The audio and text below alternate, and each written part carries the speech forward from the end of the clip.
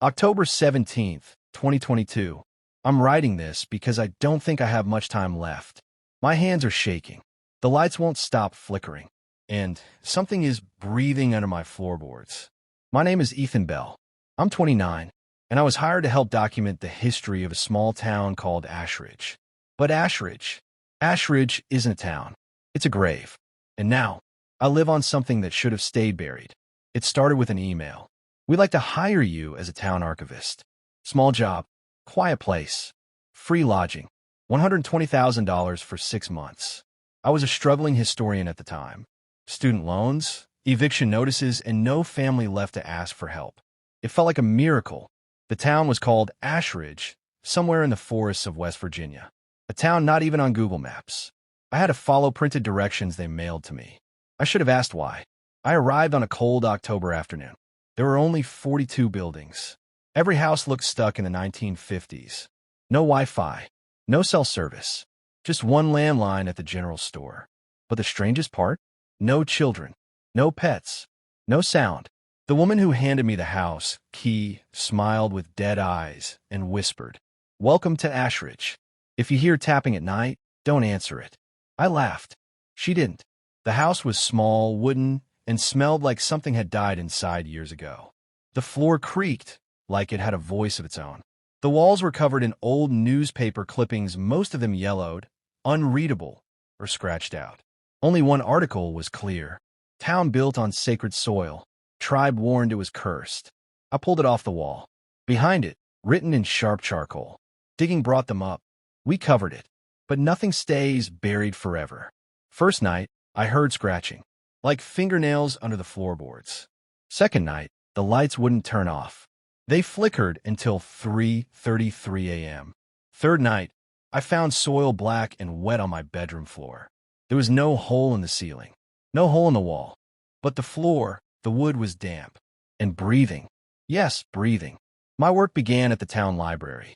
I was asked to organize ancient records, births, deaths, construction logs. Every death certificate after 1957 had the same cause. Soil lung. No medical definition. No doctor's name. And the ages? Olander 40. I asked the town's mayor about it. He simply said, "This land remembers pain. It grows from it." That night, I found muddy footprints in my hallway. I live alone. I started dreaming of digging. Each night deeper. Each night darker. I could feel hands pulling me down. Whispers in a language I didn't know. Low, wet voices saying my name. One morning I woke up outside, barefoot, mud up to my knees. I had been sleepwalking toward the woods. When I turned around, the town looked older, as if time had reversed. Buildings were collapsing, roads overgrown, and no one else noticed. A man named Jacob, the oldest resident, found me in a library one evening. He told me everything. They dug a coal mine here in 1956. Deep, too deep. They hit something not rock, something alive. Men came up screaming. Faces gone. Chests cracked open from the inside. They sealed the mine, built the town over it. Ashridge is not a town. It's a lid. He showed me a map. My house sits directly over the mine entrance. I tried to leave. I packed my bags. I got in my car. But the road never ended. I drove for hours. Trees never changed. Skies stayed gray. Eventually, I ran out of gas, and somehow, I was back in my driveway. A note was pinned to my front door. "You were chosen. You're part of the soil now." Inside, dirt had filled my bed. And in the middle, a hand was reaching up through it, my hand. That night, I snuck into the town hall basement.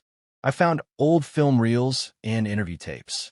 One tape, labeled Final Report, October 17th, 1957, said, "Entity is not physical. It's memory. Pain. When you remember it, it remembers you.